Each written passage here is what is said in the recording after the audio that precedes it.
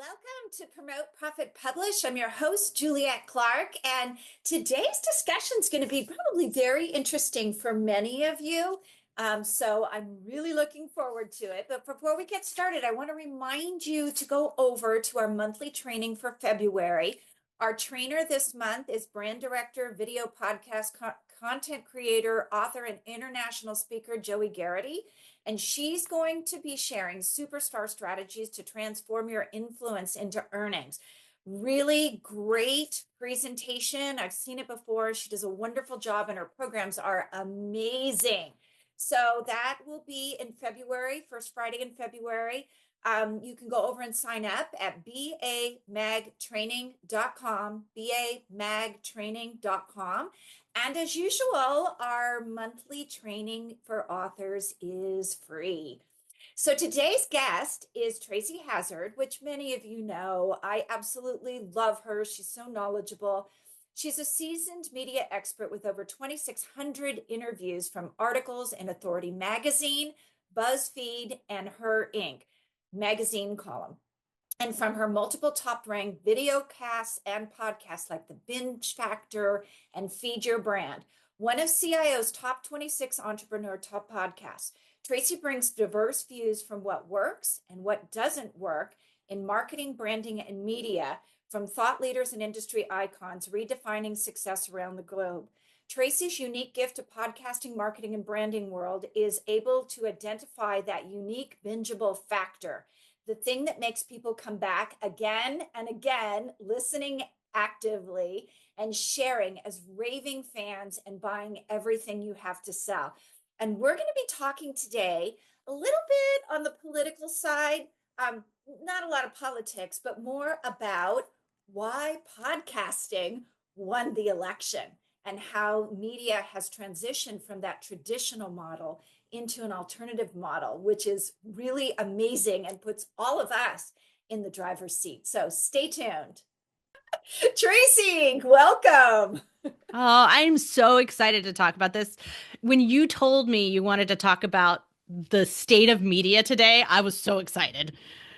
I know, right? I've been wanting to talk about this for a while. So I mentioned in the intro that during the last election, people don't understand that this was the podcast election. And there's been this huge shift. You mentioned there's a Wall Street Journal article about it this week, and I know that the White House press secretary is talking about she's bringing in podcasters, and mainstream media is going to the back of the room, back of the bus. So, talk about that a little bit. So think about it from this perspective: is what we discovered in this last election is that the mainstream media is focused on clickbait. They really are. Like, it is focused on what is going to sell advertisement. And more engagement doesn't mean better engagement, right? Yeah. So it doesn't mean better. It just means more. And so when we look at that, we have an audience who's sick of it. And they're boycotting. So from both sides, and I have had this from both sides, I'm hearing a significant boycott of all mainstream media. They're absolutely going dark on mainstream media, which means they're not consuming any news or any news magazines. And that means that your message can't get out there, especially if you're doing paid media, because those are really blockaded. Mm-hmm. Yeah.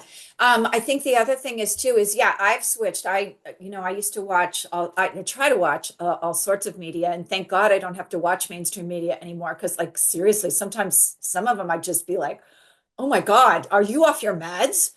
Like, yeah. Well, I get so frustrated. Look, I used to feel like there was a level of news that I could get every night. And I would say for 30 minutes, I'm going to get the real news of the day. But what I found is their titles were misleading. Their stories were half-baked and not complete. And I got sick of yelling at the TV going, ask this question, right? And because and so they're not asking the question that I really want to know. And it gets to the point where it's like they're not telling you information about earthquakes and about things that are really matter to you in your daily life or your area or where you're from. That's not going to help you. If you consume that, it's no better than clicking on those clickbait ads, right? And Hmm. so when it's that failure to make a difference in my life, it's a waste of my time. And so that's what we've seen is this sort of abandonment of all of that kind of media across the board. And we've seen a significantly lower social media following and engagement as well. Now, there is, so if you were a social media influencer, their traffic is way, way, way, way down. And that's because we don't see them doing anything but working towards the algorithm to succeed. Right. And so I don't want to be a part of their algorithm. And so if you didn't want to be it on the clickbait on mainstream media, why would you want to do it on something you know is really algorithmically driven? Right. You would just abandon that. So those two things have completely lowered to the point at which they are no longer a viable option to sell your books, to sell products, to sell services. It's not real press for you. It's not going to work in what you want used to be able to achieve with it. Yeah, that is so true. And I have to admit, and I think I've told you this before, somebody brought a podcast to my attention back in 2016. And I listened and I was like, wow, that sounds so conspiracy theory. And 3 weeks later, something landed in the news. And I have listened to that podcast ever since. Some of it probably is, but what it prompted me to do was read. So when they bring up government documents, I would read it and then I would go back to mainstream media and say, who's telling the truth here? And I found that 3 out of 4 of what I would consider mainstream channels now were lying. Or there was a spin, like we're going to The spin it towards spin, our side. And right? Fox was spinning it towards their side. And I actually watch another channel now that is actually they're trying to go public because they validated what I read in the documents. And like him or not like him, Trump and the fake news, the more he said it, the more I was like, he's right. So that I was don't know. part of I it. don't know that he's right about the way that he's saying it and Well, what he, yeah. because he's just demonizing media in general, which, hey, we're a part of the media. So I do not want to be demonized about that, right? Right. There has to be some amount you can trust, right? But it is true. And it is simply because they are going after the algorithm. So they're spinning to that in order for it to get the circulation that they're expecting so they make the money that they're expecting. And look, I'm sure there's some really great journalists out there. And I feel bad for them. I quit my Inc. magazine column because I couldn't take it anymore. Because Really? I couldn't take the push to cover Elon Musk for the 500th time, even though I've never met him, never interviewed him. I have no idea what he really thinks. But if I put his name in the title of my article, it gets more publicity, it gets more circulation than if I didn't. And it's not what I wanted to do. It's not what I wanted to achieve. It's not who I wanted to be out in the journalistic world. So I said, no, I'm done with that. But I didn't need it. It wasn't my moneymaker. But if your business is writing articles and making money, you have to play to the algorithm. It is Yeah. eventually going to infect you. And you're going to do it naturally because you're like, no, you'll make more money off of that article. Right. It's human nature is going to keep doing that. So I always tell this story about Moby Dick. So the book Moby Dick, which they forced on us in high school, I don't know about you, but I had to read Not it. me. Right? It's like this giant book, right? And Moby Dick. And Moby Dick was written as a serial in a magazine. Really? I didn't know Yes. that. And that's why it's 3 times longer than it should be to tell the story. Right? Because they have something what they call corollary chapters. This is a term I learned in high school and it stuck with me. Corollary chapters are these chapters that talk about the beautiful ocean and the way it felt and the birds in the sky. And it was like no plot moved until the very end of that chapter, which would leave you hanging for the next month's issue or the next week's issue, Uh-huh. because it was like a weekly. And so it would get you to come back for the next issue. But he got paid per article. Can you imagine today? Like, look at Netflix. I'm trying to watch Yellowstone, and I'm like, you're dripping it. I because can't they got to make even more episodes, imagine right? a monthly, and that's weekly. Can you even imagine a monthly magazine? I would lose interest so fast. Yeah. Yeah. I don't know whether it was I should look that up because I've told that story many, many times. So I should look up whether or not Moby Dick was stripped out over months or weeks. But I'm pretty sure it was like it was, whatever it was, they were really working towards trying to make sure they got somebody to come back and stays, buy the next issue, right? And so Uh-huh. because of that, then he would make his money off of the next issue and the next issue and next issue. So that is why it's so long as a book. So Oh, there's no wow. value in it to the reader and to the listener and to the viewer and to the, you when you get to that point, you're not valued and you Hmm. quit it.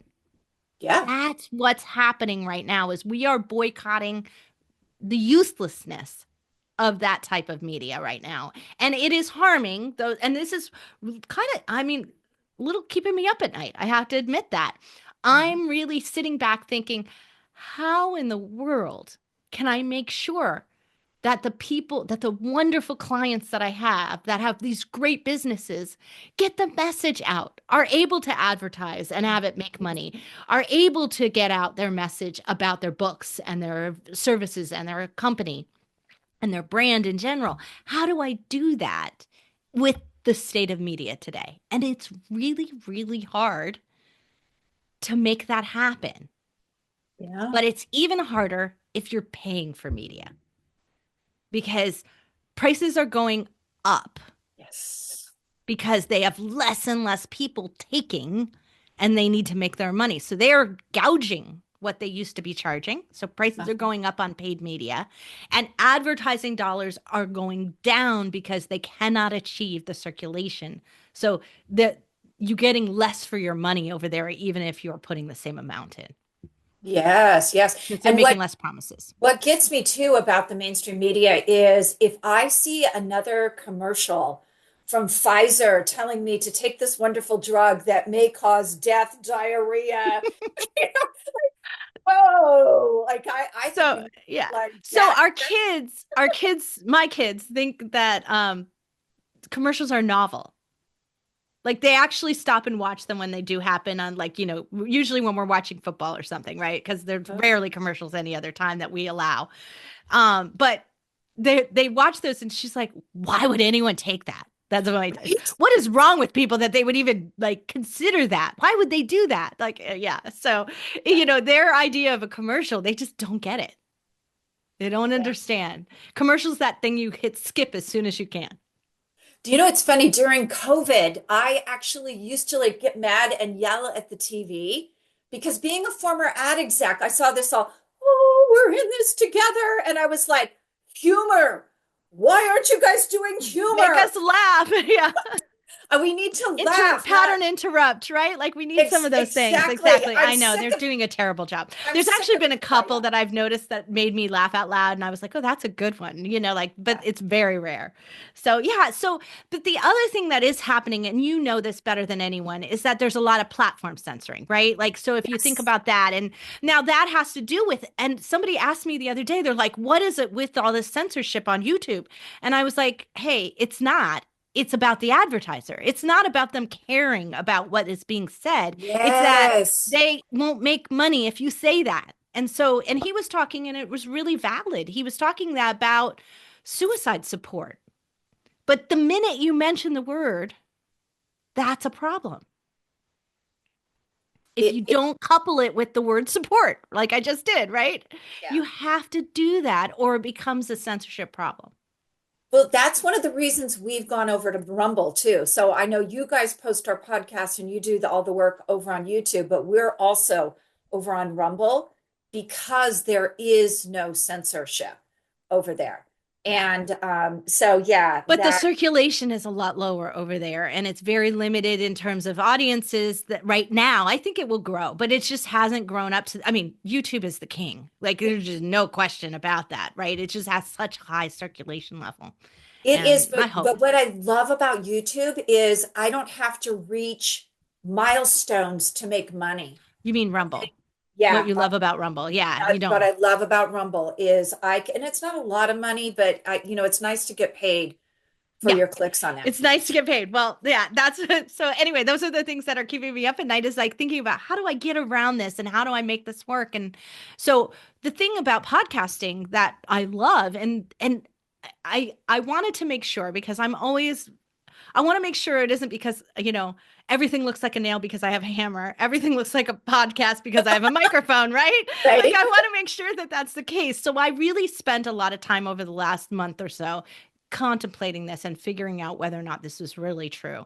And it's so true that I am doubling down on it and applying for an NSF fund, a National Science Foundation fund, to be able to execute what we need to execute here for our podcasters.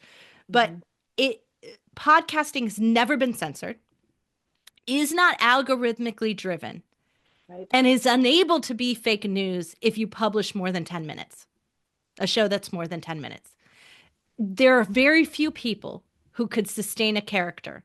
Maybe Joe Rogan, maybe Stephen Colbert, like on the other side, right? Like they could sustain a fake character for a period of time, but you'd have to be a really great improv actor, or you'd have to have changed your entire life to embody this fake person that you're not, right? And so in order to do it, so like it's not going to happen. It is going to slip out who you are. Yes. Okay. So Tom and I, my partner and husband, likes to think that we're apolitical when we do our podcast. And we got hate voicemail. Did you really? We did. It got hate voicemail over the summer. And Tom was like, how could they possibly know what I think politically? And I said, well, when you gave examples of some podcasts out there, you revealed what you listened to. Oh, well, that's very true. When you talk about your favorites, ice cream, you're revealing something about yourself. It will come through, whether you realize it or not, who you really are when you have to talk for 30 minutes to an hour sustained week over week over week. There is no way for you to hide that authentically you.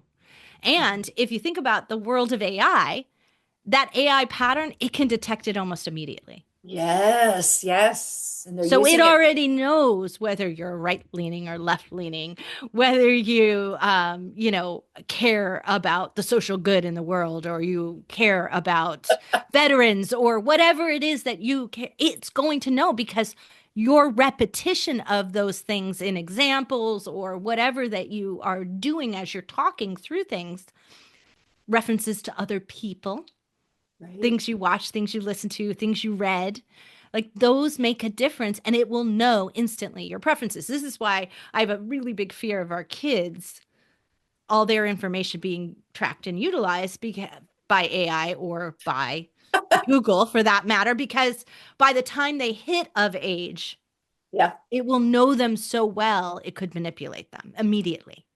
So we have to be really careful with this information, but we can also really use it to our advantage. And that's what we want to look at here, is if the best way for me to get across who I am so that somebody will buy my book is long form content, the only place to do that today is in podcasts and some video casts that are that sort of podcast style. And that was the Wall Street Journal article we were referring to. They were saying that more and more people on YouTube are watching what you would say talking heads for hours on end. Yeah. That is watching a podcast. That's really what it is. It's not any different. So we do that every week on our live stream, right? We talk for 30 minutes and we give our views and our opinion, and we talk about how to be a podcaster every single week live. And that's a talking head model, but people are watching that. Yeah. And I've had a lot of arguments with social media influencers who are like, that's never going to work. It needs to be 2 minutes, and it's got to be like, fancy with all this fly-in graphics and, interrupt and everything. And I said, that's great if you want 2 minutes. But if you want someone to watch for 30 minutes, if you want someone to really hear your message, if you want them to buy more from you, if you want them to buy that book and actually read that book, if they've listened to you that long, you've been in their ear, you've left an impression, they like you enough to stick around, they're going to like you enough to buy the book. That is very, very true. And just when you talk about buying, I know everybody hates him, but I heard a statistic the other day. Alex Jones sells $60 million worth of product a month. Like, I should be a freak. No. Well, and there's a reason the Onion bought his stuff because it's valuable. Yeah, well, Because the I don't think they go. keyword value on the website Uh-huh. is transferable. Now I they're don't going to think, flip it, but it yeah, doesn't matter because it doesn't matter what it says. All it matters is what the keywords are. And that's the Onion model, right? Because they yeah. can flip something around to mean the opposite from the sarcasm, right? To what Mhm. it was originally written for. So now they're selling products off of those keywords and they're going to make a ton of money off of what Uh, he built. I don't think he actually got the products. I think that was what part of No, what no, I no. He was, doesn't get, they yeah, get the products, but they get the keywords, the which is keywords from actually them. how it sells, right? That's really how it drives the Oh, traffic through. interesting. Yeah. So, So, those things are really valuable when you can do that. Now, the other thing that you authors out there, you really care about is this platform that you're building, right? mhm, And a platform is built on the authority of others. yeah. That's why you want mainstream media out there, right? That's why you want it because you want Inc. magazine to say you're great. You want Entrepreneur magazine to say you're a great entrepreneur. You want those things but when those things have no value and they don't lead to more audience, then your platform isn't valuable at all anymore. Or when everybody has them. So, like, I've never been a huge fan of those press release programs, right? That go out there and just buy labels for your site. Uh-huh. But the ones that buy valuable backlinks, those are worth it, Yes, they right? are. Because high value backlinks, high value crosslinks from someone who has high influence in my niche, in my keywords with my audience matters from both just somebody looks at it and goes, oh, those, they're endorsed by so and so. Great. Right. That must mean something to me. But also, it builds the actual technical growth that you need for your platform. Yes. Let's talk about numbers briefly. I have several. I'm not going to name my podcast because I'm sort of an independent, so I listen to all sides, but I'm listening and watching the ratings. There are many, many podcasts out there that are beating the ratings of CNN, MSNBC, some of those bigger platforms out there. They're actually, a lot of those shows are beating those ratings in the same time slot. So I'm going to say that those rating numbers are lies, like just straight out saying they're not real. But it is true in the sense of listen through and other things. So there, it's not as visible. So it's not like we have the Nielsen ratings and like that. It's the chart matters, right?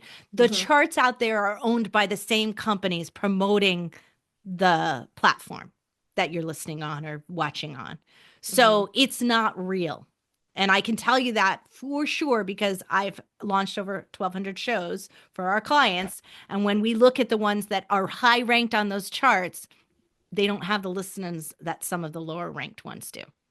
So On they're not a apples to apples in terms of listenership. And I want you to be aware of that. So just because something's not ranking on a chart doesn't mean you should skip it mhm, in terms of being a guest or any kind of listening to the show, right?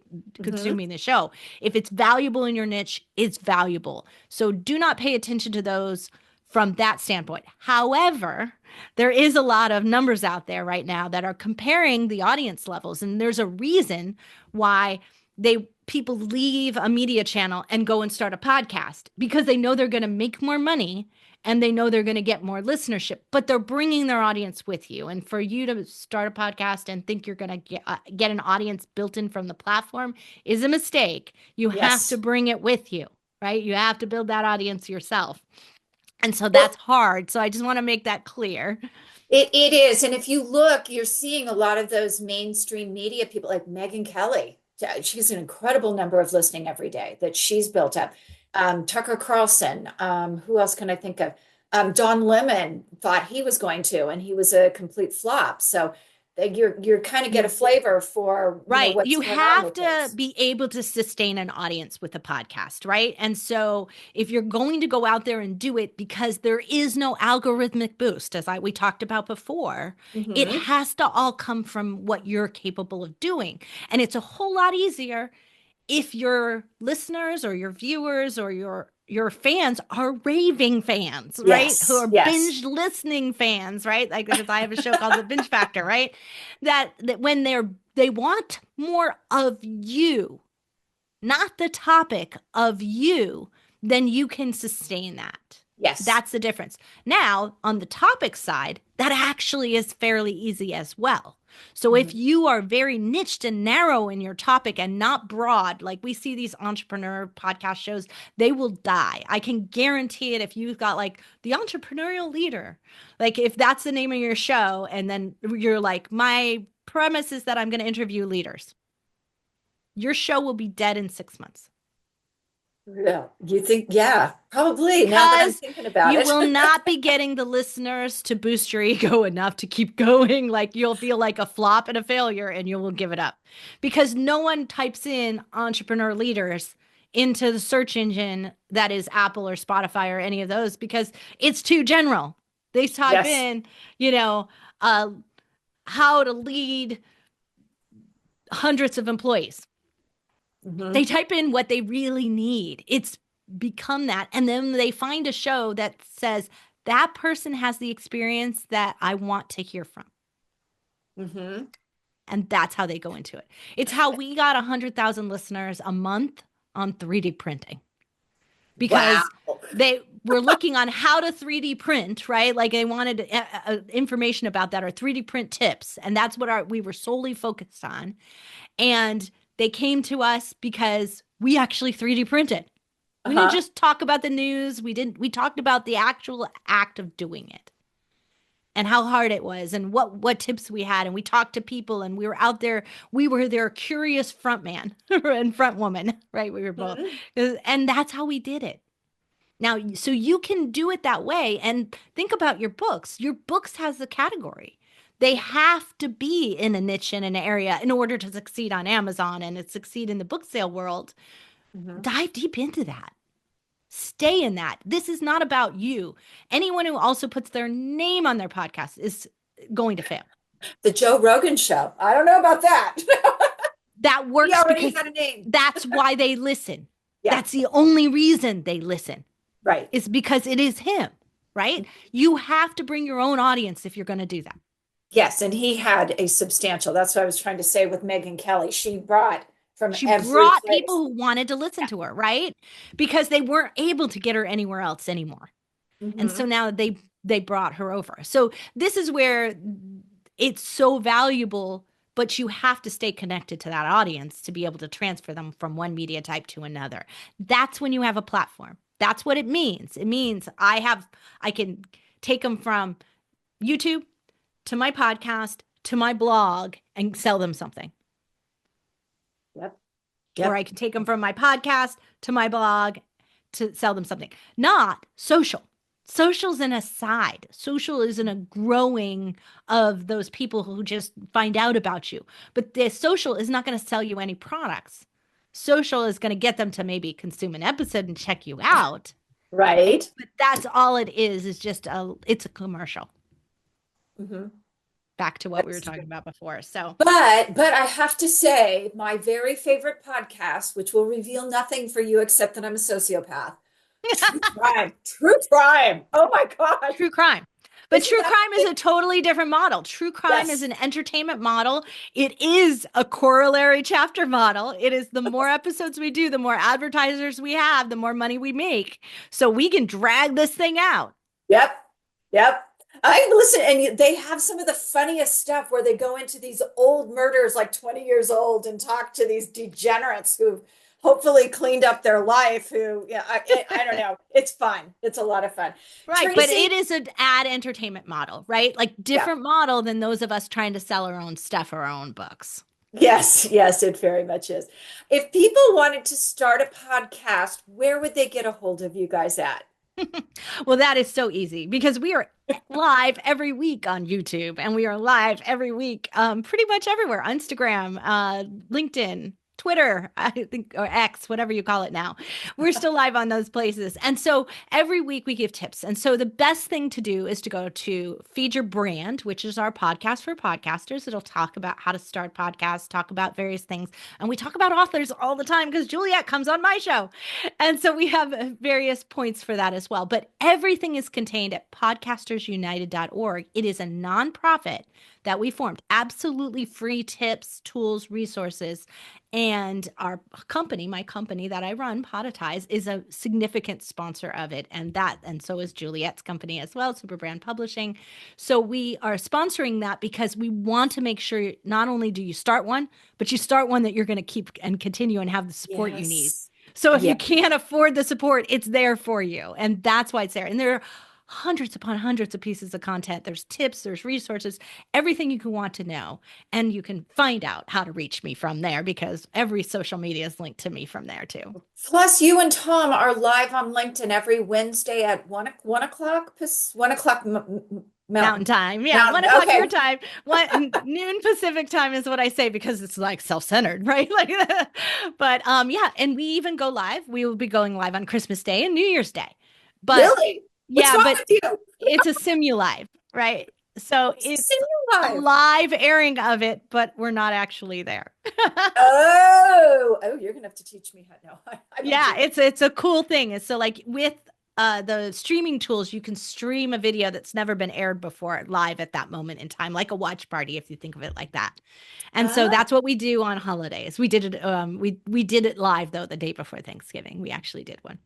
so you guys, I'm just going to tell you, even if you're thinking, I don't need a podcast right now, I would still go watch. We try to drive traffic from our authors to their live stream on LinkedIn when we think it's something that is author pertinent. So that can be audience building. It can be, they are all over here with what they're doing with it. So I would check it out and look at their weekly schedule and see if there's something as an author that could help you as well.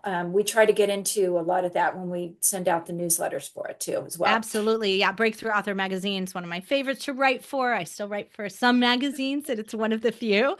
But this is the one thing I want to say for this is the platform. How many times do you hear that as an author when when you don't want to self-publish, you want someone to publish you? They ask you what your platform's about, right? The platform is something that is hammered into the author brain over time, right? It will be what makes or break you. If you are paying for mainstream media or paying for any media spots at all right now, and you move to having a podcast, I can tell you for certain you will stop paying.